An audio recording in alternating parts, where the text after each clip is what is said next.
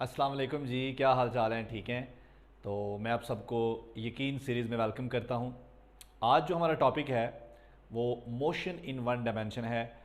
Topic हमारा बहुत ही basic है, लेकिन इसमें बहुत सारी इंपॉर्टेंट चीज़ें हैं जिनको हमने डिस्कस करना है। तो स्टार्ट करते हैं जी हम पोजीशन से। सबसे पहले हमारे पास पोजीशन है। तो पोजीशन क्या है जी? पोजीशन हमारी जो काइनेमैटिक्स है, ठीक है, वो स्टार्ट होती है पोजीशन से। पोजीशन बड़ा सिंपल कॉन्सेप्ट है, लेकिन बहुत ही इंपॉर्टेंट कॉन्सेप्ट है। अगर आप किसी भी ऑब्जेक्ट की पोजीशन के बारे में जानते हैं तो आप उसके मोशन के बारे में कंप्लीट इंफॉर्मेशन हासिल कर सकते हैं। इसका मतलब है कि पोजीशन बज़ाहिर बड़ा सिंपल सा कॉन्सेप्ट है, लेकिन बहुत ही इंपॉर्टेंट कॉन्सेप्ट है। यानी कि with the help of position you can with the help of position you can completely you can completely describe motion। आप मोशन को कंप्लीटली डिस्क्राइब कर सकते हैं। अब देखिए, मोशन में बहुत सारी चीज़ें आ जाती हैं। मोशन में जो है वो टाइम भी आ जाता है, उसमें स्पीड भी आ जाती है, उसमें डिस्टेंस आ जाता है, डिस्प्लेसमेंट आ जाता है, वेलोसिटी आ जाती है। तो इन सारी चीज़ों को आप डिस्कस कर सकते हैं, या इन सारी चीज़ों के बारे में आप इंफॉर्मेशन ले सकते हैं सिर्फ एक कॉन्सेप्ट से, और वो कॉन्सेप्ट है पोजीशन। तो आई होप को आपको पता चल गया होगा कि पोजीशन कितना इंपॉर्टेंट है। किसी भी ऑब्जेक्ट की पोजीशन डिस्क्राइब करने के लिए हमें क्या चाहिए होता है? सबसे पहले हमें चाहिए होता है एक reference frame. Number one, we need a reference frame या फ्रेम ऑफ रेफरेंस। ठीक है, तो हमारे पास जो नॉर्मली फ्रेम ऑफ रेफरेंस होता है, आप सबको पता है कि जी हम ये जो हमारा कार्टेशियन कोऑर्डिनेट सिस्टम है, इसको हम फ्रेम ऑफ रेफरेंस के तौर पर इस्तेमाल करते हैं। ठीक है जी, तो इसमें ये हमारा एक्स एक्सिस वाई एक्सिस है, ये सबको ही पता है। तो पोजीशन, किसी भी पॉइंट की पोजीशन डिस्क्राइब करने के लिए सबसे पहले हमें क्या चाहिए? Frame of reference. उसके बाद हमें फर्दर दो चीज़ें चाहिए। ठीक है, उनमें क्या हमें चाहिए? एक तो हमें चाहिए डायरेक्शन। ठीक है जी, कि ये हमारा जो लोकेशन है इसकी डायरेक्शन क्या है। और दूसरा, किसी भी ओरिजिन से, मतलब जिस भी रेफरेंस फ्रेम में आप हैं, उस फ्रेम ऑफ रेफरेंस के ओरिजिन से हमें वो डिस्टेंस चाहिए होता है जिस डिस्टेंस पे हमारा वो पॉइंट या हमारी वो लोकेशन मौजूद होती है। तो इसका मतलब है कि फ्रेम ऑफ रेफरेंस के अंदर लोकेशन बताने के लिए आपको क्या चाहिए? नंबर वन, आपको चाहिए डायरेक्शन, और नंबर टू, आपको चाहिए डिस्टेंस। तो पोजीशन है क्या एक्चुअली? पोजीशन क्या है? पोजीशन आपकी लोकेशन है किसी भी रेफरेंस फ्रेम के अंदर, और उस लोकेशन को स्पेसिफाई करने के लिए आपको डायरेक्शन चाहिए उस लोकेशन की, और उसके साथ आपको क्या चाहिए कि उस फ्रेम ऑफ रेफरेंस के ओरिजिन से आपको डिस्टेंस चाहिए। क्योंकि आपको, अब देखें, दो चीज़ें चाहिए, आपको मैग्नीट्यूड भी चाहिए और डायरेक्शन भी चाहिए। तो मैग्नीट्यूड से मुराद यहाँ पर डिस्टेंस है, मैग्नीट्यूड ऑफ द डिस्टेंस, और डायरेक्शन उस लोकेशन की डायरेक्शन। तो इसका मतलब है कि हमारा हम यहाँ पर अगर हमें पोजीशन स्पेसिफाई करनी हो तो हमें एक वेक्टर रिक्वायर होगा। उस वेक्टर की डायरेक्शन भी, ज़ाहिर बात है वेक्टर है तो उसकी डायरेक्शन भी होगी और मैग्नीट्यूड भी होगा। तो वो वेक्टर क्या कहलाएगा? वो वेक्टर कहलाएगा पोजीशन वेक्टर। देखिए, पोजीशन में और पोजीशन वेक्टर में फ़र्क है। जो पोजीशन है वो लोकेशन है, लेकिन जो पोजीशन वेक्टर है वो एक वेक्टर है जो उस पोजीशन को स्पेसिफाई कर रहा है। पोजीशन खुद से वेक्टर नहीं है, पोजीशन खुद से एक लोकेशन ही है, और उस लोकेशन को हम स्पेसिफाई करेंगे with the help of position vector. और पोजीशन वेक्टर जो है, आपको पता है, हम उसे रिप्रेजेंट करते हैं जी with the help of R. तो क्या है जी? Position of any point is completely expressed by two factors, its distance from the observer, यहां पर ऑब्जर्वर से मुराद आपका ओरिजिन है, and its direction with respect to the observer, observer से मुराद यहां पर ओरिजिन है। That's why position is characterized by a vector known as position vector. ठीक है जी, the position vector of a particle describe it's instantaneous position. यानी कि जब भी आप किसी पॉइंट की लोकेशन या पोजीशन बता रहे होते हैं तो एक्चुअली आप उसकी इंस्टेंटेनियस पोजीशन बता रहे होते हैं, यानी कि उसकी जो पोजीशन एट दैट मोमेंट या उस पर्टिकुलर इंस्टेंट पे उस बॉडी की जो लोकेशन होती है, अब वो बता रहे होते हैं। तो जब भी आप पोजीशन बता रहे होते हैं, एक्चुअली आप इंस्टेंटेनियस पोजीशन बता रहे होते हैं। अच्छा जी, फॉर वन डायमेंशनल मोशन से अलोंग एक्स एक्सिस आप मूव कर रहे हैं, तो आपकी जो पोजीशन है उसको आप सिंपली रिप्रेजेंट कर सकते हैं एक्स आई से, ये x क्या है, आपका डिस्टेंस है अलोंग x एक्सिस, और ये क्या है, आपकी डायरेक्शन है अलोंग x एक्सिस। तो डायरेक्शन को आप यूनिट वेक्टर से रिप्रेजेंट करते हैं। इसी तरह से अगर आप 2 डायमेंशन में हैं तो यहाँ पर आपको 2 डायरेक्शन में डिस्टेंस चाहिए होगा, 2 कोऑर्डिनेट चाहिए होंगे, x कोऑर्डिनेट और y कोऑर्डिनेट। लेकिन चूंकि अभी हम सिर्फ मोशन इन 1 डायमेंशन की बात कर रहे हैं तो हम अपनी पोजीशन को फाइंड कर सकते हैं, ठीक है जी, एक्स आई की मदद से, या अगर आप y एक्सिस में मूव कर रहे हैं तो y j, और या अगर आप z एक्सिस में मूव कर रहे हैं तो z के। तो इसमें कोई भी एक इक्वेशन इस्तेमाल करके आप अपनी पोजीशन फाइंड कर सकते हैं, या किसी भी पॉइंट की लोकेशन आप फाइंड कर सकते हैं। अच्छा जी, फॉर 2 डायमेंशन और इस तरह से 3 डायमेंशन में भी आप इसी फार्मूले से पोजीशन को फाइंड कर सकते हैं। सो पोजीशन बज़ाहिर बड़ा सिंपल कॉन्सेप्ट है, लेकिन बड़ा इंपॉर्टेंट कॉन्सेप्ट है, क्योंकि पोजीशन से ही आगे हमने स्टार्ट लेना है, इसी से हमने डिस्प्लेसमेंट निकालना है, इसी से हमने वेलोसिटी निकालनी है, इसी से हमने एक्सेलरेशन निकालना है, ठीक है। तो पोजीशन जो है ये हमारी काइनेमैटिक्स की बेसिक, उसकी जो बेसिक फाउंडेशन है ये वो है। नेक्स्ट हमारे पास क्या है जी, डिस्टेंस। तो डिस्टेंस क्या है, लेट्स सपोज कि आप किसी भी फ्रेम ऑफ रेफरेंस में हैं, ये हमारा एक्स एक्सिस है और ये हमारा वाई एक्सिस है। यहाँ पर 2 पॉइंट्स हैं, point A and point B. अब आपने पॉइंट ए से पॉइंट बी तक मूव करना है। आपके पास कितनी चॉइसेस हैं पॉइंट ए से पॉइंट बी तक जाने की, तो इसका आंसर है जी इन्फिनिट चॉइसेस हैं। अब कोई भी पाथ अडॉप्ट कर सकते हैं, आप ऐसे जा सकते हैं, ऐसे जा सकते हैं, ऐसे जा सकते हैं, यहाँ से ऐसे जा सकते हैं, ऐसे जा सकते हैं। सो जब भी आपके पास 2 पॉइंट्स होते हैं, 2 पॉइंट्स के दरमियान मूव करने के लिए आपके पास इन्फिनिट चॉइसेस होती हैं, आपके पास इन्फिनिट रास्ते होते हैं। आप कोई भी पाथ चूज कर सकते हैं। तो कोई भी पाथ, जो भी पाथ आपने चूज किया है, उस पाथ की जो भी लेंथ होगी वो लेंथ क्या कहलाएगी, डिस्टेंस कहलाएगी। तो आप देख रहे हैं कि आप जब भी एक यूनिक पाथ अडॉप्ट करते हैं तो हर पाथ की जो लेंथ है वो डिफरेंट है। मतलब अगर आप इस पाथ से जाते हैं तो लेंथ डिफरेंट है, इस पाथ से जाते हैं तो डिफरेंट है, इस पाथ से जाते हैं तो डिफरेंट है, और इस पाथ से जाते हैं तो डिफरेंट है। सो डिस्टेंस जो है वो डिपेंड करता है कि आपने कौन सा पाथ अडॉप्ट किया है और उस पाथ की लेंथ क्या है। तो चूंकि ये डायरेक्शन डिपेंडेंट नहीं है तो डिस्टेंस क्या है, डिस्टेंस स्केलर है, ठीक है। इसमें कोई भी आपका पाथ हो सकता है, उस पाथ की लेंथ कुछ भी हो सकती है, ठीक है। अब चूंकि ये स्केलर है तो ये डिस्टेंस कभी नेगेटिव नहीं होगा, ठीक है, इट इज़ ऑलवेज पॉजिटिव, क्योंकि आपको पता है जो मैग्नीट्यूड्स होती हैं ये एब्सोल्यूट होती हैं। तो डिस्टेंस भी स्केलर है, सो इसका मैग्नीट्यूड भी एब्सोल्यूट होगा, ये नेगेटिव नहीं होगा, ठीक है। Distance never be equal to displacement, however it can be so if the motion is along a straight line. Let's suppose कि अगर हम स्ट्रेट लाइन में मूव कर रहे हैं, ठीक है, तो इस सूरत में हमारा डिस्टेंस और डिस्प्लेसमेंट सेम हो जाते हैं। यानी कि अगर आप डिस्प्लेसमेंट का मैग्नीट्यूड निकालेंगे तो वो किसके बराबर आएगा, वो डिस्टेंस के बराबर आएगा। लेकिन उसकी कंडीशन है if you are moving in straight line. लेकिन अगर आप स्ट्रेट लाइन में मूव नहीं कर रहे तो उस सूरत में हमारा जो डिस्टेंस और डिस्प्लेसमेंट है ये क्या होंगे, डिफरेंट होंगे। बाकी आपको पता है इसका यूनिट क्या होगा, ऐसा यूनिट इसका मीटर है। नेक्स्ट हमारा जो बड़ा इंपॉर्टेंट कॉन्सेप्ट है वो है जी displacement. So what is displacement? Displacement is the change in position vector is such that vector joining initial to final position। तो displacement क्या है, आपकी position में change, ठीक है। ये देखिए यही हमारा frame of reference है और इस frame of reference के अंदर हम 2 different points choose करते हैं। Let's suppose कि ये हमारे पास point A है और ये एक दूसरा point है point B। तो सबसे पहले हमने point A और point B के position vectors फाइंड करने हैं। तो पॉइंट ए का जो पोजीशन वेक्टर है ये हमारे पास लेट सपोज आर ए है, और पॉइंट बी का जो पोजीशन वेक्टर है ये हमारे पास आर बी है। अब हमने क्या निकालना है, जब हमारा ऑब्जेक्ट ए से बी तक मूव करेगा तो हमने उसकी पोजीशन में चेंज निकालना है, ठीक है जी। तो पोजीशन में चेंज क्या होगा, change in position is equal to final position minus initial position, ठीक है। लेकिन अगर हम इसको वेक्टर्स की फॉर्म में निकालेंगे तो लेट सपोज कि आप मूव करते हैं ए से बी तक, ठीक है जी, और ये जो आपने मूव किया है इस पाथ की जो लेंथ है लेट सपोज कि वो आर है। अब ये देखें यहाँ पर आप हेड टू टेल रूल इस्तेमाल करें। आर ए फर्स्ट वेक्टर मान लें आप, ये बन जाएगा R A plus second vector आपका बन गया आर, और इनका जो सम है इस सम का रिजल्टेंट क्या आएगा आर बी। रिजल्टेंट वेक्टर की टेल फर्स्ट की टेल के साथ और उसका हेड लास्ट वेक्टर के हेड के साथ मिला होता है। तो R A plus R B is equal to R A plus R is equal to R B, और यहाँ से अगर मैं आर निकालूँ तो ये क्या आएगा, R B minus R A.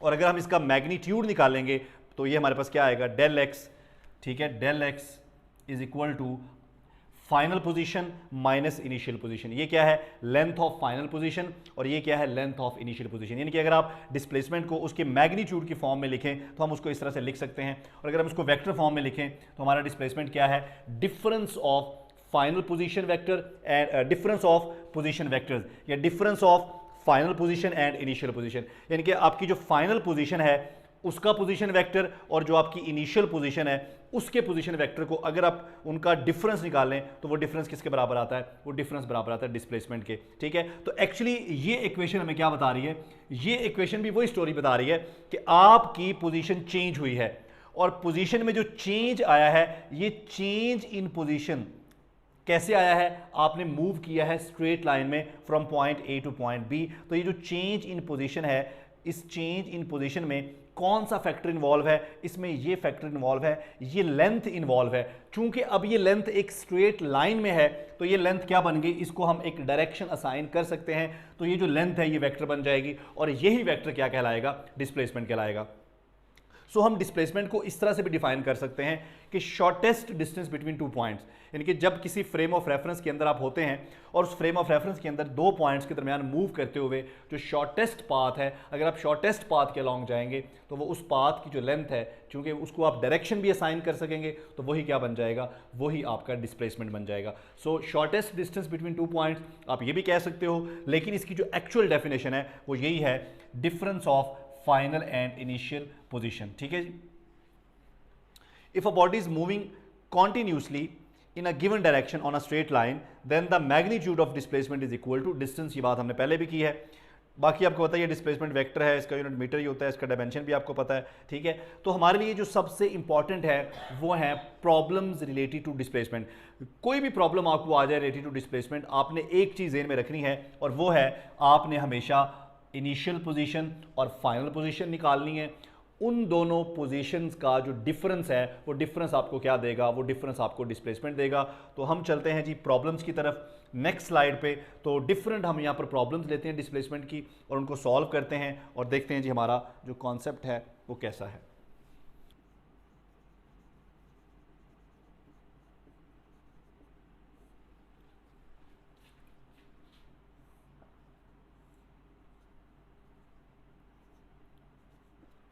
अच्छा जी, तो हम डिफरेंट यहाँ पर प्रॉब्लम्स लेंगे। तो हम स्टार्ट कर रहे हैं बड़े बेसिक, बड़े सिंपल प्रॉब्लम से।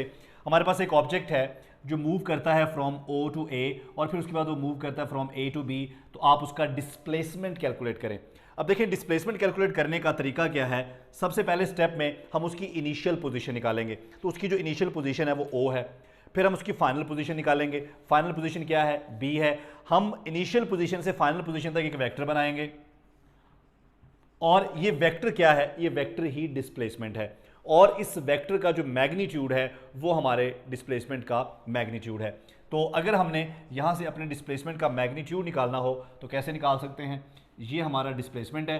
आपको पता है कि एक राइट एंगल ट्राइंगल बन गई, यहाँ पर एंगल थीटा बन रहा है। तो यहाँ से डिस्प्लेसमेंट का मैग्नीट्यूड कैसे निकालेंगे, तो बड़ा सिंपल है, आपने पढ़ा हुआ है पाइथागोरियन थ्योरम जो है उसके मुताबिक डी जो है ये किसके बराबर आएगा, ये बराबर आएगा O A square plus A B square, यानी कि base square plus hypotenuse square. तो बेस क्या है, बेस हमारे पास 1 है, और परपेंडिकुलर भी हमारे पास 1 है। ओ सॉरी, मैं पहले यहाँ पर ये बोल गया था, hypotenuse square is equal to base square plus perpendicular square. मैं पहले यहाँ पे हाइपोटेनियस बोल गया था। तो ये हमारे पास क्या आ जाएगा जी, 1 और 1 ये क्या हो जाएगा हमारे पास √2 हो जाएगा। तो ये हमारे डिस्प्लेसमेंट का मैग्नीट्यूड है। ये बड़ा सिंपल और बड़ा बेसिक प्रॉब्लम था। थोड़ा सा अगर हम इसको और एक्सपेंड करें इसी प्रॉब्लम को, ठीक है, तो लेट सपोज कि हमारा ऑब्जेक्ट जो है वो इस तरह से मूव कर रहा है, ओ से ए से बी, बी से सी और फिर सी से वापस हो। तो डिफरेंट पॉइंट्स पर हमने उसका डिस्प्लेसमेंट निकालना है। ठीक है, लेट सपोज कि ये हमारे पास 1 मीटर है, ये भी 1 मीटर है, ये भी 1 मीटर है, और ये चलें इसको आप 2 कर लें। ये रेक्टेंगल बन रहा है इसलिए मैंने इसको 2 कर दिया, इसको 1 कर दिया। अब देखें, सबसे पहले अगर हमने O से A तक मूव करना हो तो इस सूरत में हमारा डिस्प्लेसमेंट क्या होगा। अब देखें, हमारी फाइनल पोजीशन क्या है ए और इनिशियल पोजीशन क्या है ओ। तो इनिशियल से फाइनल पोजीशन तक आप वेक्टर बनाएं, ठीक है। ये हमारी इनिशियल पोजीशन है, ये हमारी फाइनल पोजीशन है। अब इस वेक्टर की जो लेंथ है वही हमारे डिस्प्लेसमेंट का मैग्नीट्यूड है। तो इसकी लेंथ क्या है जी, इसकी लेंथ है 2 मीटर। तो हमारे डिस्प्लेसमेंट का जो मैग्नीट्यूड है वो भी 2 मीटर है। और अगर हमने ओ से बी तक डिस्प्लेसमेंट निकालना हो तो फिर कैसे निकालेंगे, फिर वही मेथड है कि हमारी इनिशियल पोजीशन ओ होगी, फाइनल पोजीशन बी होगी। हम एक ऐसा वेक्टर बनाएंगे जिसकी टेल इनिशियल पोजीशन पे हो और उसका हेड फाइनल पोजीशन पे हो। इस वेक्टर की जो लेंथ होगी वही हमारे डिस्प्लेसमेंट का मैग्नीट्यूड होगा। इसी तरह से अगर हमने ओ से सी तक निकालना हो, लेट्स सपोज कि हमारी बॉडी ओ से ए तक जाती है, फिर ए से बी तक और बी से सी तक, तो अब हमारा डिस्प्लेसमेंट क्या होगा, हमारी अब इनिशियल पोजीशन क्या है ओ और फाइनल पोजीशन क्या है सी। ओ से सी तक आप क्या बनाएं, एक वेक्टर बनाएं। इस वेक्टर की जो लेंथ है वही हमारा डिस्प्लेसमेंट है। तो इस वेक्टर की लेंथ क्या है 1 मीटर। तो हमारे डिस्प्लेसमेंट का जो मैग्नीट्यूड है वो भी 1 मीटर है और हमारा डिस्प्लेसमेंट ये है।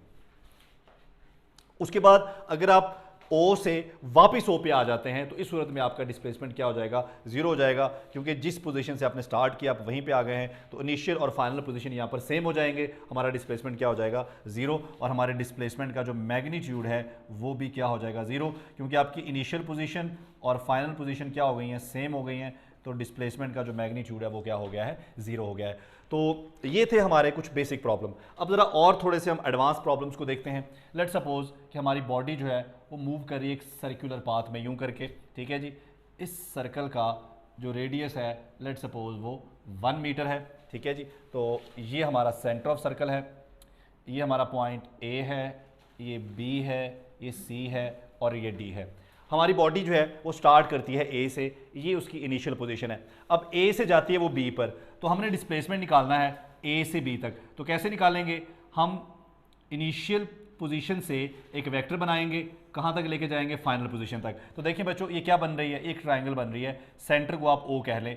तो ये क्या बन गई, एक ट्रायंगल बन गई ओ ए और बी, ठीक है। अब इसमें जो ये वाला वेक्टर है, ये वेक्टर एक्चुअली हमारा डिस्प्लेसमेंट वेक्टर है। तो इसको आप इसकी अगर आपने मैग्नीट्यूड निकालना हो तो ये देखें, ये रेडियस है, ये भी 1 मीटर है, ये भी रेडियस है 1 मीटर है। तो वही मेथड है जो हमने पहले यहाँ पर किया। तो इस तरह से आप डिस्प्लेसमेंट निकाल सकते हैं। लेकिन अगर हमारी बॉडी ए से स्टार्ट करती है और बी पे आ जाती है तो इस सूरत में हमारा जो वेक्टर होगा इनिशियल पोजीशन से फाइनल पोजीशन तक वो इस तरह से होगा। अब इस वेक्टर की जो लेंथ है वही हमारे डिस्प्लेसमेंट का मैग्नीट्यूड है। तो ये लेंथ कितनी होगी, 1 मीटर और 1 मीटर ये हो जाएगी 2 मीटर। इसी तरह से अगर हमारी बॉडी ए से मूव करती है और वो डी पे आती है तो उस सूरत में हमारी जो इनिशियल पोजीशन है वो ए होगी और फाइनल पोजीशन हमारी डी होगी। इस सूरत में भी यहाँ पर एक ट्रायंगल बनेगी और उस ट्रायंगल में ये थीटा है, ये हमारा परपेंडिकुलर है, ये बेस है और ये हाइपोटेन्यूस है। ये जो हाइपोटेन्यूस है इसका मैग्नीट्यूड ही हमारा डिस्प्लेसमेंट का मैग्नीट्यूड होगा। तो इस तरह से कोई भी प्रॉब्लम आपको आ जाए रिलेटेड टू डिस्प्लेसमेंट, आप डिस्प्लेसमेंट को बड़ी आसानी से कैलकुलेट कर सकते हैं। आपको सिर्फ करना क्या होगा, आपको इनिशियल पोजीशन और फाइनल पोजीशन निकालनी होगी और उन पोजीशन पर आपने एक वेक्टर बनाना है जिसकी टेल इनिशियल पोजीशन पे हो और उसका हेड फाइनल पोजीशन पे हो। उस वही वेक्टर आपका डिस्प्लेसमेंट वेक्टर है और उस वेक्टर की जो लेंथ है वो आपके डिस्प्लेसमेंट का मैग्नीट्यूड है। तो इस तरह से हमारे डिस्प्लेसमेंट से रिलेटेड प्रॉब्लम्स कंप्लीट हो गए। अब नेक्स्ट हम मूव करते हैं टुवर्ड्स द वेलोसिटी। अच्छा जी, अब हम आ गए हैं जी वेलोसिटी के ऊपर। आप सबको वेलोसिटी का कॉन्सेप्ट पता है, सबने आपने वेलोसिटी पढ़ा हुआ है। हम थोड़ा सा इसको रिव्यू करेंगे। वेलोसिटी क्या है जी, the rate of change of position. Obviously position तो आप चेंज कर ही रहे हैं जब आप मूव कर रहे हैं किसी भी फ्रेम ऑफ रेफरेंस के अंदर। ये आपकी इनिशियल पोजीशन है और ये आपकी फाइनल पोजीशन है और आप इनिशियल पोजीशन से फाइनल की तरफ जा रहे हैं। जब आप मूव कर रहे हैं, ठीक है, तो पोजीशन तो चेंज हो ही रही है। अब ये rate of change of position, यानी कि ये जो पोजीशन में चेंज आ रहा है, अगर इस चेंज को आप मेजर कर रहे हैं विद रिस्पेक्ट टू टाइम तो ये क्या बन जाएगा, यही आपकी वेलोसिटी है। यानी कि एक्चुअली हमारे पास क्या है, पोजीशन ही है। तो वो जो पोजीशन में चेंज आ रहा है ना, वो चेंज कितने टाइम में आ रहा है, ठीक है। तो उस चेंज को मेजर करना विद रिस्पेक्ट टू टाइम ये क्या कहलाता है, ये कहलाता है आपकी वेलोसिटी। एक्चुअली चेंज क्या हो रहा है, चेंज पोजीशन ही हो रही है। या आप इसको डिस्प्लेसमेंट की रिस्पेक्ट से भी डिफाइन कर सकते हैं। आप ये भी कह सकते हैं rate of change of displacement. अब अच्छा, अब हमारे जहन में यहाँ पर एक कन्फ्यूजन आती है कि डिस्प्लेसमेंट तो एक्चुअली हम ट्रैवल कर रहे हैं, तो डिस्प्लेसमेंट में चेंज कैसे आ रहा है। देखिए चेंज भी तो आ रहा है ना, क्योंकि जब आप स्टार्ट में थे उस वक्त आपका डिस्प्लेसमेंट जीरो था, उसके बाद आप एक नई पोजीशन पे गए तो अब आपका डिस्प्लेसमेंट जीरो से नॉन जीरो हो गया, कुछ ना कुछ डिस्प्लेसमेंट की वैल्यू आ गई, तो डिस्प्लेसमेंट में भी तो चेंज आ रहा है ना। तो अगर आपको डिस्प्लेसमेंट वाली डेफिनेशन कंफ्यूज करती है तो पोजीशन वाली डेफिनेशन बहुत सिंपल और बहुत आसान है, यानी कि पोजीशन में जो चेंज आया है उस चेंज को आप मेजर कर रहे हो विद रिस्पेक्ट टू टाइम, तो वो क्या कहलाता है, वो कहलाता है आपकी वेलोसिटी। ठीक है, तो एक्चुअली जब आप पोजीशन में चेंज को कहते क्या है, डिस्प्लेसमेंट, तो यहां पर क्या आ गया, डिस्प्लेसमेंट। अब इसी डिस्प्लेसमेंट को आप मेजर कर रहे हो विद रिस्पेक्ट टू टाइम, तो यहां पर टाइम आ गया, तो यही हमारी क्या बन गई, यही बन गई हमारी वेलोसिटी। ठीक है जी, ऑब्वियसली वेलोसिटी वेक्टर क्वांटिटी है, इसका डायमेंशन भी आप निकाल सकते हैं, इसका जो यूनिट है वो भी आपको पता है, सीजीएस में इसका यूनिट जो है वो सेंटीमीटर पर सेकंड है और एसआई सिस्टम में इसका यूनिट जो है वो मीटर पर सेकंड है। वेलोसिटी की टाइप्स कितनी हैं, नेक्स्ट हमारे पास जो है वो है टाइप्स ऑफ वेलोसिटी। हमारे पास वेलोसिटी की बुनियादी तौर पर दो ही टाइप्स होती हैं, एक हमारे पास होती है एवरेज वेलोसिटी और एक हमारे पास होती है इंस्टेंटेनियस वेलोसिटी।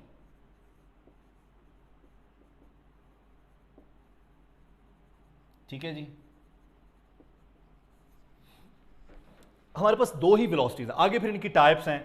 एवरेज वेलोसिटी के आगे फर्दर टाइप्स हैं, इसमें हमारे पास आ जाती है जी यूनिफॉर्म वेलोसिटी, इसमें हमारे पास आ जाती है जी वेरिएबल वेलोसिटी, फिर इसमें हमारे पास आ जाती है जी पॉजिटिव वेलोसिटी और फिर हमारे पास आ जाती है जी नेगेटिव वेलोसिटी। तो वेलोसिटी की टाइप्स को डिस्कस करते हैं। सबसे पहले देखते हैं कि पॉजिटिव वेलोसिटी क्या होती है और नेगेटिव वेलोसिटी क्या होती है। तो ये दो तरह से हम डिफाइन कर सकते हैं। लेट्स सपोज कि आप किसी भी फ्रेम ऑफ रेफरेंस में हैं, ठीक है जी, ये आपका पॉजिटिव एक्स एक्सिस है, ये आपका नेगेटिव एक्स एक्सिस है, ये आपका पॉजिटिव वाई एक्सिस है और ये आपका नेगेटिव वाई एक्सिस है।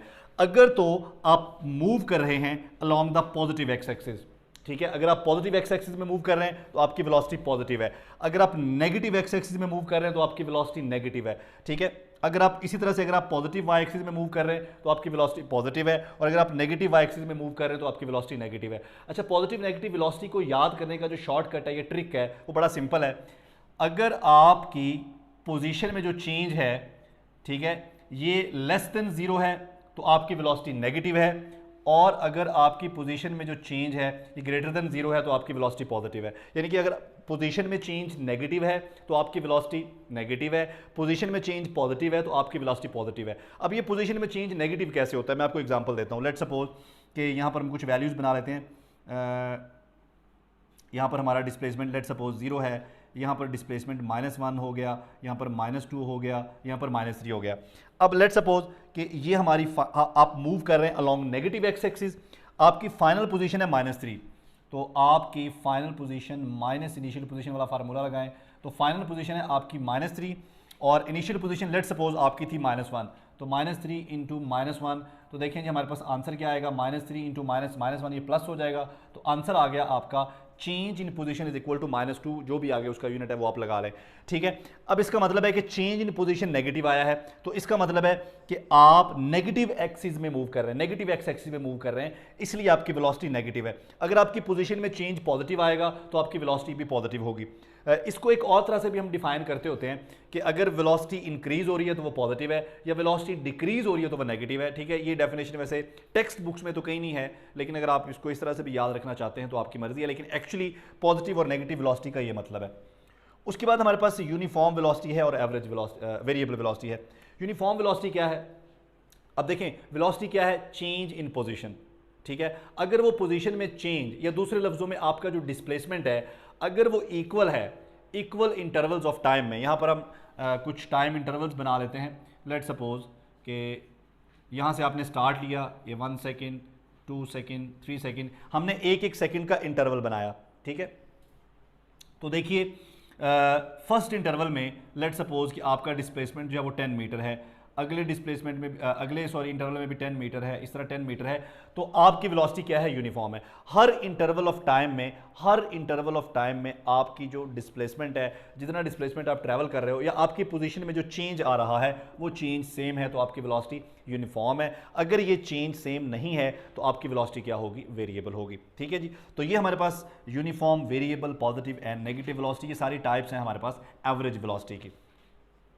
उसके बाद हमारे पास आती है जी instantaneous velocity. Very very very important concept. अब देखिए instantaneous velocity, velocity of the object at any instant of time.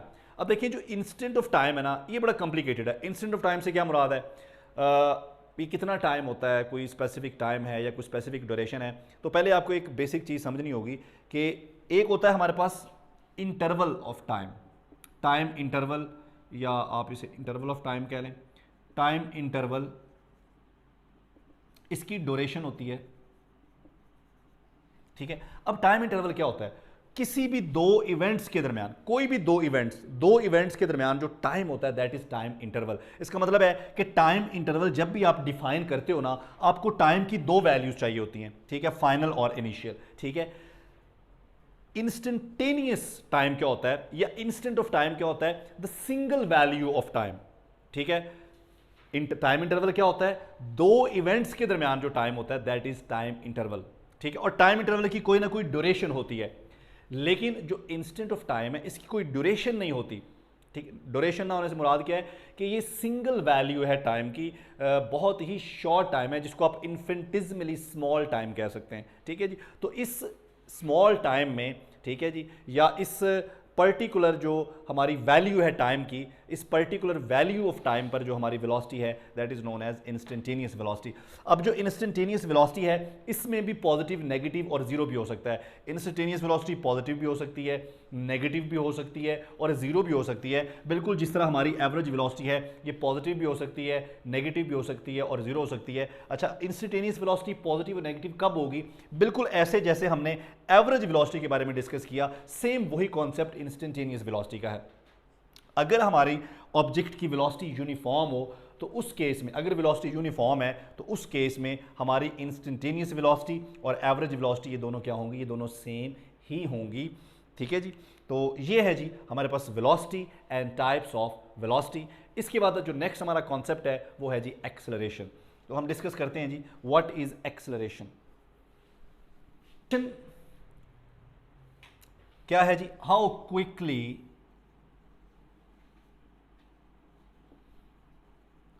Quickly position is changing. हमारी जो पोजीशन में चेंज आ रहा है वो चेंज कितना क्विक है या स्लो है। ठीक है, अब देखें इससे पहले हमने क्या देखा, हमने देखा कि पोजीशन में चेंज आ रहा है, ठीक है, विद रिस्पेक्ट टू टाइम। अब वो जो पोजीशन में चेंज है विद रिस्पेक्ट टू टाइम वो क्या बन गया, वो वेलोसिटी बन गई। इसका मतलब है कि पोजीशन में जो चेंज है, change in position with respect to time, ये क्या बन गया, ये हमारी बन गई वेलोसिटी। ठीक है, अब ये जो चेंज इन पोजीशन है, अच्छा एक तो चेंज इन पोजीशन है, इसके नीचे मैं एक और टाइम लगा देता हूं। अब इससे क्या मुराद है, पोजीशन में चेंज आ रहा है लेकिन हर दफा जब पोजीशन में चेंज आता है तो क्या वो चेंज पिछले चेंज से मैच करता है या उस चेंज से थोड़ा जल्दी आ रहा है या उस चेंज से थोड़ा स्लो आ रहा है। तो ये जो चेंज होने का टाइम है ना, जो चेंज होने का चेंज है, ये चेंज होने का चेंज क्या है, ये एक्सेलरेशन है। ठीक है, ये दूसरे लफ्जों में आप ये कह सकते हो कि आप जो डिस्प्लेसमेंट ट्रेवल कर रहे हो नेक्स्ट टाइम इंटरवल में या अगले सेकंड में, आप वो जो डिस्प्लेसमेंट ट्रैवल कर रहे हो वो पिछले वाले डिस्प्लेसमेंट से आप कितना क्विक या कितना स्लो ट्रैवल कर रहे हो, दैट इज एक्सेलरेशन। यानी कि आप यूं समझ लें कि ये हमारे पास पॉइंट ए है, ये पॉइंट बी है और ये पॉइंट सी है। ये दो टाइम इंटरवल है, ये पहला टाइम इंटरवल है 1 सेकंड का और ये अगला टाइम इंटरवल है 1 सेकंड का। ठीक है, अब फर्स्ट टाइम इंटरवल में आपका जो डिस्प्लेसमेंट है लेट्स सपोज वो है 5 मीटर और अगले टाइम इंटरवल में ड्यूरेशन टाइम की उतनी है, अगले टाइम इंटरवल में आपका जो डिस्प्लेसमेंट है वो हो जाता है 10 मीटर। इसका मतलब है कि अब आपने नेक्स्ट जो टाइम इंटरवल या नेक्स्ट जो आपका ड्यूरेशन था ठीक है, उसमें आपने पहले से ज़्यादा डिस्प्लेसमेंट ट्रैवल किया, इसका मतलब है कि आपकी पोजीशन में जो चेंज है वो ज़्यादा आ रहा है। तो ये जो पोजीशन में चेंज आ रहा है, इस चेंज का जो चेंज है या इस चेंज का जो रेट है वो क्या कहलाता है? एक्सेलरेशन कहलाता है। तो जब भी एक्सेलरेशन है इसका मतलब है कि यू आर स्पीडिंग अप या स्लोइंग डाउन। अगर आपकी पोजीशन में चेंज या डिस्प्लेसमेंट में चेंज ज़्यादा आ रहा है, हर नए सेकंड के साथ पिछले वाले चेंज से ज़्यादा चेंज आ रहा है, या हर नए सेकंड के साथ आप पिछले वाले डिस्प्लेसमेंट से ज़्यादा डिस्प्लेसमेंट ट्रैवल कर रहे हैं, तो इसका मतलब है कि आप स्पीड अप हो रहे हैं। या अगर आप हर सेकंड के बाद जो पिछले वाला डिस्प्लेसमेंट है उससे कम डिस्प्लेसमेंट ट्रैवल कर रहे हैं, तो यू आर स्लोइंग डाउन। तो एक्सेलरेशन एक्चुअली क्या है? स्पीडिंग अप या स्लोइंग डाउन। तो ये जो दो टाइम यहां पर आ रहे हैं, इन दोनों टाइम्स की आपको समझ आ गई। ये पहला टाइम हमें क्या बता रहा है कि डिस्प्लेसमेंट है, ये दूसरा टाइम क्या बता रहा है कि वो जो डिस्प्लेसमेंट है उस डिस्प्लेसमेंट को ट्रैवल करने में हर आप जो ट्रैवल कर रहे हो डिस्प्लेसमेंट, क्या आप वो एक ही रेट के साथ ट्रैवल कर रहे हो या उस डिस्टेंस या उस डिस्प्लेसमेंट के ट्रैवल करने का रेट डिफरेंट है। अगर तो रेट सेम है तो फिर तो कोई एक्सेलरेशन नहीं होगा, ठीक है, फिर हमें इसकी भी ज़रूरत नहीं होगी। लेकिन अगर वो रेट डिफरेंट है, डिस्प्लेसमेंट का रेट डिफरेंट है, तो फिर हमें वो जो डिस्प्लेसमेंट का रेट है उस रेट के लिए इस टाइम की ज़रूरत है। तो ये देखें, है पोजीशन ही सारा कुछ, पोजीशन ही सारा कुछ है, ठीक है। पोजीशन के साथ पोजीशन में चेंज आया, ठीक है, उसको चेंज को आपने मेजर किया तो वो बन गई वेलोसिटी। अब वेलोसिटी में जो चेंज आया उस चेंज को आपने मेजर किया तो वो क्या बन गया? वो बन गया एक्सेलरेशन। तो एक्चुअली आपके पास क्या है? एक्चुअली आपके पास असल में पोजीशन ही है। अच्छा जी, अब एक्सेलरेशन की भी हमारे पास दो ही टाइप्स हैं। एक हमारे पास एवरेज एक्सेलरेशन है और दूसरा हमारे पास इंस्टेंटेनियस एक्सेलरेशन है। देखिए, जो एवरेज एक्सेलरेशन है, ठीक है, total change in velocity divided by total time, आप सबको पता है, ठीक है। इसकी आगे फर्दर टाइप्स हैं हमारे पास, पॉजिटिव, नेगेटिव, ठीक है जी। इसी तरह से एवरेज यूनिफॉर्म और वेरिएबल, ठीक है। अब देखें, पॉजिटिव एक्सेलरेशन कब होगा? जब आपकी पोजीशन में चेंज पॉजिटिव होगा, यानी कि आप पॉजिटिव एक्स एक्सिस में मूव कर रहे हैं। नेगेटिव कब होगा? वही कॉन्सेप्ट है, अगर आप नेगेटिव एक्स एक्सिस में मूव कर रहे हैं। यूनिफॉर्म कब होगा? अगर चेंज इन वेलोसिटी या चेंज इन पोजीशन जो आ रहा है वो चेंज यूनिफॉर्म हो। मसलन आप मूव कर रहे हैं दो डिफरेंट पॉइंट्स के दरमियान, मसलन ए से बी और फिर बी से सी, सी से डी, डी से ई, ये आपके डिफरेंट टाइम इंटरवल्स हैं, टाइम इंटरवल सेम है, ठीक है। तो अब देखें, ए से बी तक आप मूव करते हैं तो आपका जो वेलोसिटी है या rate of change of displacement है, लेट्स सपोज वो 2 मीटर पर सेकंड है, और बी से सी में जाकर ये हो जाता है 4 मीटर पर सेकंड, फिर ये हो जाता है 6 मीटर पर सेकंड, और फिर ये हो जाता है 8 मीटर पर सेकंड। तो देखें, जो डिस्प्लेसमेंट में चेंज आ रहा है या जो वेलोसिटी में चेंज आ रहा है वो चेंज कितना है? यहाँ से यहाँ तक जाते हुए चेंज कितना है जी? 2। इसका मतलब है आप स्पीड अप हुए। यहाँ से यहाँ तक जाते हुए चेंज कितना है? फिर 2, आप और स्पीड अप हुए। यहाँ से यहाँ तक जाते हुए वेलोसिटी में चेंज कितना है? फिर 2, आप और स्पीड अप हो रहे हैं, ठीक है। तो देखें, हर इंटरवल में आपकी वेलोसिटी में जो चेंज है वो क्या हो रहा है? वो चेंज पहले से ज़्यादा हो रहा है, ठीक है। वो चेंज सेम है, वेलोसिटी में चेंज सेम है, लेकिन वेलोसिटी का मैग्नीट्यूड ज़्यादा हो रहा है। मसलन यहाँ पर वेलोसिटी 2 है, यहाँ 4 हो गई, 6 हो गई, 8 होगी। इसका मतलब है वेलोसिटी में जो चेंज है, चेंज तो सेम है लेकिन वेलोसिटी का मैग्नीट्यूड बढ़ रहा है। तो हम किस में इंटरेस्टेड हैं? हम इंटरेस्टेड है ये चेंज में। तो ये जो चेंज है, ये चेंज ही एक्सेलरेशन है, और इस चेंज को हम मेजर कर रहे हैं with respect to time. So this is called acceleration, uniform acceleration, ठीक है। और वेरिएबल एक्सेलरेशन क्या होगा? वेरिएबल एक्सेलरेशन में ये चेंज सिमिलर नहीं होगा। अच्छा, उसके बाद हमारे पास इंस्टेंटेनियस एक्सेलरेशन है, तो वही कॉन्सेप्ट है at particular instant of time, ठीक है जी।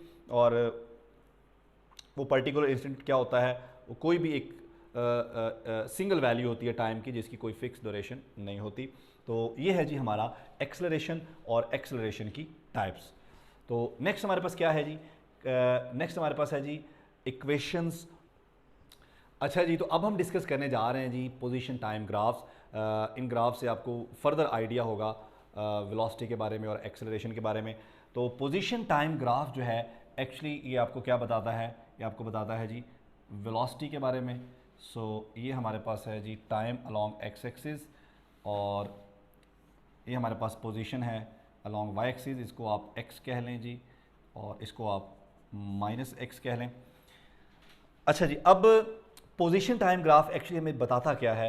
पोजीशन टाइम ग्राफ एक्चुअली हमें बताता है वेलोसिटी के बारे में। So velocity is equal to rate of change of position d x by d t, या इसको आप del x over del t भी लिख सकते हो, जैसे भी आपको अच्छा लगे।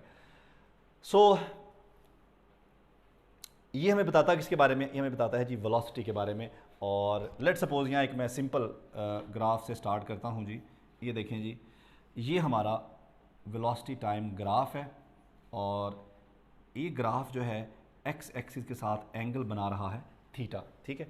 अब यहाँ पर हम बना लेते हैं जी, लेट सपोज कि ये हमारा ओरिजिन है, ओरिजिन से इस तरफ को हमारा डिस्प्लेसमेंट पॉजिटिव है, इधर को नेगेटिव है, ठीक है। यहाँ पर कुछ भी वैल्यूज़ आप सेट कर लें जी, 1 2 3 4 -1 -2 -3 -4। ये वैल्यूज़ मैंने इसलिए बनाई हैं ताकि हम इस ग्राफ को समझ सकें। सबसे पहले जी इस ग्राफ की जो स्लोप है वो आप कैसे फाइंड कर सकते हैं? आप इसकी स्लोप फाइंड कर सकते हैं with the help of this angle theta. So tangent theta जो है इसको आप लगा सकते हैं यहाँ पर स्लोप फाइंड आउट करने के लिए। तो इस ग्राफ की जो स्लोप है एक्चुअली आप उसको फाइंड कर सकते हैं एंगल थीटा से। अब ये स्लोप हमें इंफॉर्मेशन क्या देती है? नंबर 1, अगर तो हमारी स्लोप कांस्टेंट है, यानी कि हमारा थीटा जो है अगर ये कांस्टेंट है तो इसका मतलब है हमारी स्लोप जो है ये कांस्टेंट है। अगर स्लोप हमारी कांस्टेंट है तो इसका मतलब है हमारी वेलोसिटी क्या है? कांस्टेंट है। उसके बाद अगर ये एंगल जो है ये लेस देन 90 डिग्री है तो स्लोप हमारी क्या होगी? पॉजिटिव होगी। और पॉजिटिव स्लोप का क्या मतलब है और नेगेटिव स्लोप का क्या मतलब है, ये सारी चीज़ें हम ज़रा बारी बारी डिस्कस करते हैं। तो सबसे पहले हम इसको डिस्कस कर लेते हैं। ये देखें जी, हमारा थीटा जो है ये लेस देन 90 है, इसका मतलब हमारी स्लोप पॉजिटिव है, और इसके अलावा हमारी स्लोप कांस्टेंट भी है। अगर हमारी स्लोप कांस्टेंट है तो हमारी वेलोसिटी क्या है? कांस्टेंट है। ये तो पहली इंफॉर्मेशन हमें मिल गई। अच्छा, पॉजिटिव स्लोप का क्या मतलब है? पॉजिटिव स्लोप का मतलब है कि आपकी वेलोसिटी पॉजिटिव है, और वेलोसिटी पॉजिटिव होने का क्या मतलब है कि आप अपने ओरिजिन से अवे मूव कर रहे हैं। आप पॉजिटिव एक्स एक्सिस में मूव कर रहे हैं, और कैसे मूव कर रहे हैं? You are moving away from the origin, moving away from the origin, आप ओरिजिन से अवे मूव कर रहे हो, ठीक है। उसके बाद हमारे पास ऐसे ग्राफ हो सकता है, ये हमारी पोजीशन है और ये हमारा टाइम है। आप देख रहे हैं कि पोजीशन हमारी सेम है with respect to time, position में कोई चेंज नहीं आ रहा। अगर पोजीशन में कोई चेंज नहीं आ रहा तो हमारा जो वेलोसिटी है वो क्या हो जाएगी? 0 हो जाएगी। इसके अलावा आप देखें कि हमारा जो ग्राफ है ये पैरेलल है टाइम एक्सिस के, इसका मतलब है कि हमारा थीटा क्या है? 0 है। अगर थीटा 0 है तो स्लोप भी 0 है, स्लोप 0 है तो वेलोसिटी भी 0 है, ठीक है जी। उसके बाद हमारे पास जो नेक्स्ट ग्राफ है दिस वन।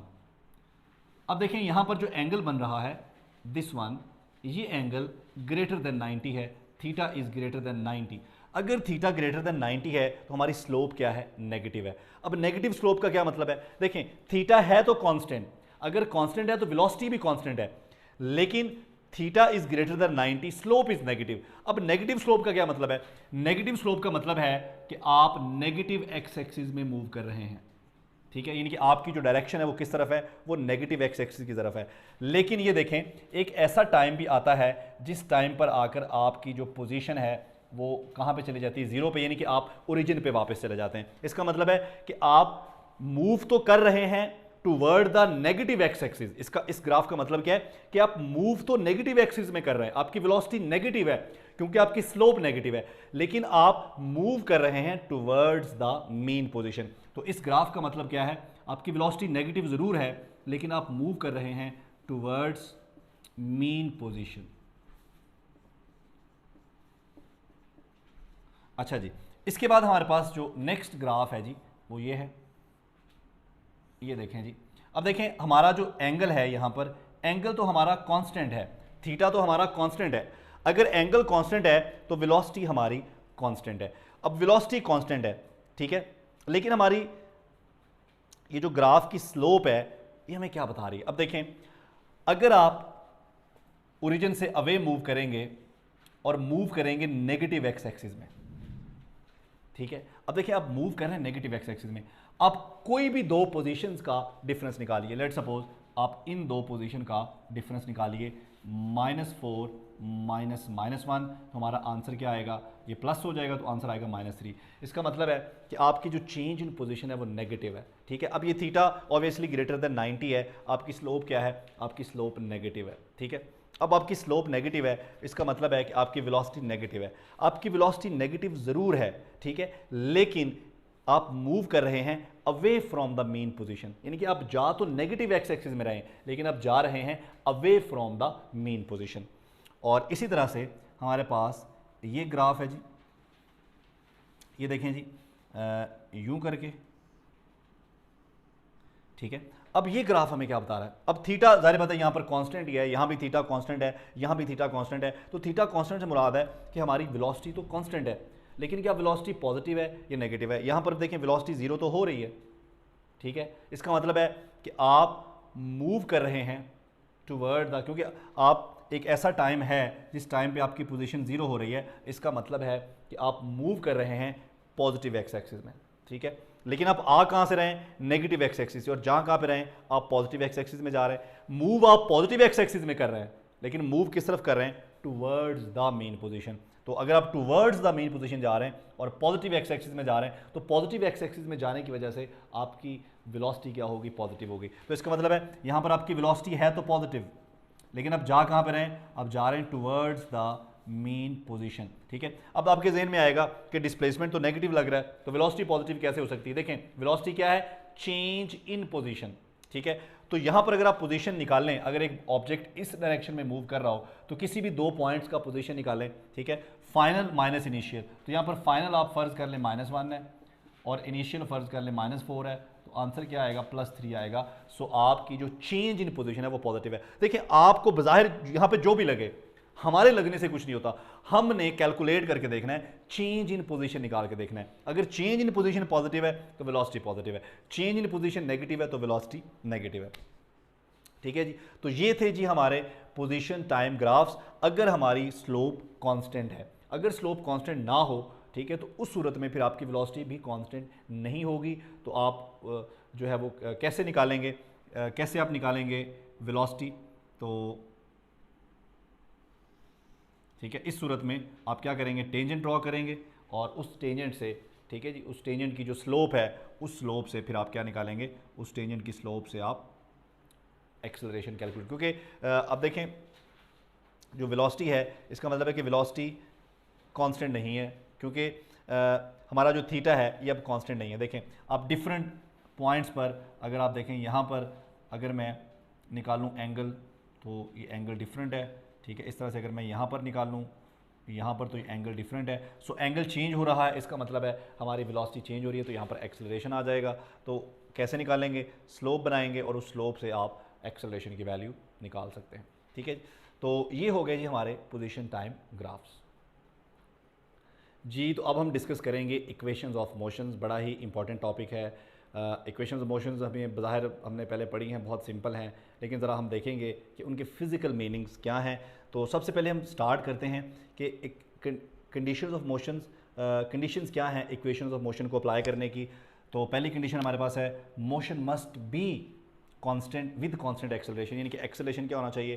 कांस्टेंट होना चाहिए। तो हमारे पास दो तरह की इक्वेशंस हैं, एक हमारे पास विद वेरिएबल एक्सेलरेशन है और अच्छा जी, हमारे पास दो तरह की इक्वेशंस ऑफ मोशंस होती हैं, एक विद कांस्टेंट एक्सेलरेशन और दूसरी विद वेरिएबल एक्सेलरेशन। तो यहाँ पर हम जो डिस्कस करने जा रहे हैं वो जा रहे हैं विद कांस्टेंट एक्सेलरेशन। तो acceleration must be constant, motion should be in straight line, ठीक है जी। एक्सेलरेशन जब कांस्टेंट है तो इसका मतलब है कि एक्सेलरेशन जो है उसकी डायरेक्शन भी कांस्टेंट होनी चाहिए और उसका मैग्नीट्यूड भी कांस्टेंट होना चाहिए। उसके बाद do these condition are real? Yes exactly. If not real how can we solve problems related to motion? अच्छा, इसमें कुछ कंडीशन जो है थोड़ी सी आइडियल आ जाती हैं, जिस तरह हम कहते हैं कि जी मोशन स्ट्रेट लाइन में होना चाहिए, विद कांस्टेंट एक्सेलरेशन होना चाहिए। तो क्या ऐसा पॉसिबल है कि हम on the surface of earth कोई कांस्टेंट एक्सेलरेशन के साथ कोई मोशन अचीव कर सकें? तो इसलिए हम यहाँ पर कॉन्सेप्ट यूज़ करते हैं एवरेज एक्सेलरेशन का, ठीक है जी। So yes they are real. तो सबसे पहली जो हमारे पास कंडीशन है जी, वो कंडीशन हमें क्या बता रही है, नेक्स्ट स्लाइड में हमारे पास आएगी सबसे पहली condition of motion, and that is जी why we use these equations of motions. These basic equations of motions which are started from the Galileo and dated to Newton are of utmost importance in mechanics. Mechanics में इन equations का बहुत ही important role है. ये equations जो है basically हमारी जो mechanics के तीन बुनियादी वेरिएबल्स हैं ना, जिसमें टाइम है, पोजीशन और वेलोसिटी है, बेसिकली ये उन तीन वेरिएबल्स को आपस में कनेक्ट करती है. देखिए जितनी भी प्रॉब्लम्स हैं मैकेनिक्स में, उन सारी प्रॉब्लम्स का ताल्लुक टाइम, पोजीशन और वेलोसिटी के साथ ही है. तो ये इक्वेशंस उन तीनों को कनेक्ट करती हैं और उन तीनों को कनेक्ट करके फिर आगे हम प्रॉब्लम्स को सॉल्व कर सकते हैं. तो बेसिकली ये जो इक्वेशंस हैं ये हमें सिखाएंगी techniques to solve the problem. तो सबसे जो पहली हमारे पास इक्वेशन है जिसे हम कहते हैं फर्स्ट इक्वेशन ऑफ मोशन. तो नेक्स्ट स्लाइड करें ज़रा. नेक्स्ट स्लाइड में हमारे पास है जी first equation of motion. It connects the two basic variables time and velocity. ये देखें जी हमारे पास जो फर्स्ट इक्वेशन ऑफ मोशन है V F is equal to we I plus A T. अब वी आई जो है ऑब्वियसली ये तो कांस्टेंट होता है, इनिशियल वेलोसिटी आपकी कांस्टेंट होती है. तो ये जो हमारा फैक्टर है कांस्टेंट वेलोसिटी. अच्छा अब ये भी है वेलोसिटी, ए टी भी वेलोसिटी है, लेकिन ये किसको रिप्रेजेंट कर रहा है, ये रिप्रेजेंट कर रहा है चेंज इन वेलोसिटी को. तो ए टी किसको रिप्रेजेंट कर रहा है जी, चेंज इन वेलोसिटी को, क्योंकि जो फाइनल वेलोसिटी है, final velocity must be different from the initial velocity. तो इनिशियल वेलोसिटी आपकी लेट्स सपोज जीरो है या जीरो के अलावा कुछ और कोई भी आपकी इनिशियल वेलोसिटी है, इनिशियल वेलोसिटी हमेशा डिफरेंट होगी फाइनल वेलोसिटी से, इसलिए वेलोसिटी में चेंज आना चाहिए. तो ये जो टर्म है ए टी ये किसको रिप्रेजेंट कर रही है, ये रिप्रेजेंट कर रही है चेंज इन वेलोसिटी को. अच्छा अब ये भी कांस्टेंट है, या लेट्स सपोज कि इनिशियल वेलोसिटी जीरो है, तो उस सूरत में एक्सेलेरेशन चूंकि है ही कांस्टेंट, तो हमारी जो फाइनल वेलोसिटी है it will be proportional to time. इसका मतलब है कि जो जो टाइम गुजरेगा हमारी जो वेलोसिटी है, हमारी वेलोसिटी में चेंज आता है. टाइम चूंकि टाइम बढ़ रहा है तो टाइम बढ़ने के साथ साथ वेलोसिटी को भी बढ़ना चाहिए. यानी कि एक्सेलरेशन को हमने क्या रखना है, कांस्टेंट रखना है. तो एक्सेलरेशन को कांस्टेंट रखने के लिए वेलोसिटी में जो चेंज है वो क्या होना चाहिए, हर गुजरते सेकंड के साथ. अगर एक सेकंड गुजर रहा है तो वेलोसिटी को पहले से, अगर पहले 2 मीटर पर सेकंड है तो अब उसको क्या हो जाना चाहिए, उसको हो जाना चाहिए 4. अगर 4 है तो क्या हो जाना चाहिए 6. अगर 6 है तो उसको क्या हो जाना चाहिए 8. ठीक है. So after each second the change in velocity becomes twice to keep the acceleration. Acceleration तभी कांस्टेंट होगा ना जब वेलोसिटी हर सेकंड के साथ क्या होगी, सेम अमाउंट के साथ बढ़ती रहेगी. यानी कि अगर पहले वेलोसिटी 2 है, ठीक है, 0 है और फिर 2 हो गई तो फिर उसे 4 हो जाना चाहिए, फिर उसे 6 हो जाना चाहिए, फिर उसे 8 हो जाना चाहिए. तो देखें जो वेलोसिटी इंक्रीज हो रही है वो हर गुजरते सेकंड के साथ पहले से उसका मैग्नीट्यूड क्या हो रहा है, ज़्यादा हो रहा है. अच्छा यहाँ पर दो कंडीशंस हो सकती हैं. एक तो बॉडी स्टार्ट फ्रॉम रेस्ट, तो उस सूरत में हमारे पास V F is equal to A T रह जाएगा, और body is moving with some initial velocity, तो उस सूरत में फिर V F is equal to we I plus A T. लेकिन दोनों कंडीशंस में देखें, दोनों कंडीशंस में जो हमारी वेलोसिटी है, फाइनल वेलोसिटी, ये प्रोपोर्शनल है टाइम के, यानी कि टाइम के साथ डायरेक्टली प्रोपोर्शनल है. इसका मतलब है कि वेलोसिटी और टाइम में, देखें यहाँ से हमने कहा था कि ये जो इक्वेशंस ऑफ मोशंस हैं ये रिलेशन निकालेंगे किसमें, पोजीशन, टाइम एंड वेलोसिटी. तो यहाँ से फर्स्ट इक्वेशन ने हमें किस किस के दरमियान रिलेशन दिया, वेलोसिटी और टाइम के दरमियान. Velocity is proportional to time. अगर आप चाहते हैं कि एक्सेलरेशन कांस्टेंट रहे तो उस सूरत में velocity should be directly proportional to time. ठीक है जी. उसके बाद हमारे पास है जी नेक्स्ट इक्वेशन ऑफ मोशन. तो दूसरी हमारे पास क्या है, सेकेंड इक्वेशन ऑफ मोशन. ये कौन से दो वेरिएबल्स को जोड़ती है, ये जोड़ती है पोजीशन को और टाइम को. तो सेकेंड इक्वेशन ऑफ मोशन हमारे पास क्या है, s is equal to we i t plus half a t square. और लेट सपोज कि इनिशियल वेलोसिटी 0 है तो s is equal to half a t square. तो हम लिख सकते हैं s is proportional to t square. ठीक है. तो ये जो सेकेंड इक्वेशन ऑफ मोशन है ये कनेक्ट कर रही है पोजीशन को विद टाइम या डिस्प्लेसमेंट को विद टाइम. देखें अब लेट सपोज कि डिस्प्लेसमेंट जो है वो 1 सेकेंड है और उस 1 सेकेंड पर जो हमारा डिस्प्लेसमेंट है वो x है. अब जब टाइम, सॉरी मैंने डिस्प्लेसमेंट बोल गया, टाइम, अगर टाइम 1 सेकेंड है लेट सपोज और उस टाइम पे हमारा डिस्प्लेसमेंट x है. अब लेट सपोज कि मैं टाइम को 1 सेकेंड के बाद टाइम क्या होगा 2 सेकेंड. अगर टाइम 2 सेकेंड होता है तो 2 का स्क्वायर क्या हो जाएगा 4, तो हमारा डिस्प्लेसमेंट क्या हो जाना चाहिए 4x. ठीक है. इसका मतलब है कि अगर आप एक्सेलरेशन को कांस्टेंट रखना चाहते हैं तो हमारा जो डिस्प्लेसमेंट है हर सेकंड के बाद उसे 2 टाइम्स या डबल उसमें इंक्रीज आना चाहिए, ठीक है। अब इस इक्वेशन में दो चीज़ें, ये देखें, एक लीनियर टर्म है और एक ये क्वाड्रेटिक टर्म है। ये लीनियर टर्म वही है जो हम पहले निकाल चुके हैं, जो कि कनेक्ट करती है वेलोसिटी को टाइम के साथ, और ये जो क्वाड्रेटिक टर्म है एक्चुअली ये बता रही है relation between displacement and time, ठीक है जी। सो ये है जी हमारी सेकेंड इक्वेशन ऑफ मोशन। उसके बाद हमारे पास जो थर्ड इक्वेशन ऑफ मोशन है, ठीक है, that is v f square is equal to 2a s is equal to v f square minus v i square. अब देखें, लेट सपोज कि इनिशियल वेलोसिटी जो है वो जीरो है, तो हमारे पास एक्सेलरेशन भी कांस्टेंट है, तो distance is proportional to the square of final velocity. So इसने पोजीशन और वेलोसिटी को जोड़ दिया। मतलब अगर हम ये चाहते हैं कि हमारा एक्सेलरेशन कांस्टेंट रहे, ठीक है, तो वेलोसिटी में जो चेंज है, अगर वेलोसिटी में चेंज 1 यूनिट आ रहा है तो डिस्प्लेसमेंट में चेंज उसका स्क्वायर आएगा। यानी कि अगर वेलोसिटी में चेंज 2 आ रहा है तो डिस्प्लेसमेंट में चेंज क्या आएगा, 4 आएगा, ठीक है। देखें, ये बड़ा बेसिक आइडिया है। अगर आप जितनी ज़्यादा वेलोसिटी के साथ मूव कर रहे हैं, अगर आप ब्रेक्स अप्लाई करेंगे तो इसका मतलब है कि रुकने से पहले आप उतना ही ज़्यादा डिस्टेंस ट्रैवल करेंगे। लेट सपोज कि आपकी वेलोसिटी जो है वो 1 मीटर पर सेकंड है एग्जांपल के तौर पर, तो अगर आपकी वेलोसिटी 2 मीटर पर सेकंड है, ठीक है, और आप ब्रेक्स अप्लाई करते हैं तो आप 4 टाइम्स ज़्यादा डिस्प्लेसमेंट ट्रैवल करेंगे। अगर आपकी वेलोसिटी 3 है तो आप ये क्या हो जाएगा, 9 हो जाएगा। इसका मतलब है कि जितनी ज़्यादा आपकी वेलोसिटी होगी, ब्रेक्स अप्लाई करने पर आप जब रुकेंगे, रेस्ट में आएंगे, तो रेस्ट में आने से पहले आप जो डिस्प्लेसमेंट ट्रैवल करेंगे, वो डिस्प्लेसमेंट या वो डिस्टेंस कितना होगा, वो डिस्टेंस उतना ही ज़्यादा होगा। इसका मतलब है कि स्लो चलें and stay safe. It means if you double the speed of a car, you need 4 times more distance to stop it. Clear हो गया जी। तो ये हमारी थर्ड इक्वेशन ऑफ मोशन है। अब बड़ा इंपॉर्टेंट यहाँ पर क्वेश्चन बनता है कि इन इक्वेशन को समझ नहीं आती कि अप्लाई कैसे करना, हमने कहाँ पर कौन सी इक्वेशन अप्लाई करनी है। तो नेक्स्ट स्लाइड में हम देखते हैं कि हमने कहाँ पर कौन सी इक्वेशन अप्लाई करनी है, ठीक है। This is pretty good question, let answer it in very simple steps. सबसे पहले आपने क्या करना है, चेक डिपेंडेंस ऑफ टाइम। अगर टाइम डिपेंडेंस वहाँ पर है हमारी स्टेटमेंट में, if we are time dependent और we don't have time in our given data, simply go to the third equation. यानी कि हमारे डेटा में टाइम का जिक्र नहीं है या हम टाइम पे डिपेंड नहीं कर रहे, तो सिंपली आप थर्ड इक्वेशन ऑफ मोशन लगा दें। If there is time dependence, you need to know what are you going to calculate, ठीक है। अगर आपके पास टाइम है और टाइम की डिपेंडेंस है तो आपने क्या करना है, सबसे पहले आपने go for first equation if you gonna calculate velocity. तो अगर आपके पास टाइम भी है और आपने वेलोसिटी कैलकुलेट करनी है, तो देखें टाइम और वेलोसिटी को कौन सी इक्वेशन जोड़ती है, फर्स्ट इक्वेशन ऑफ मोशन, ठीक है।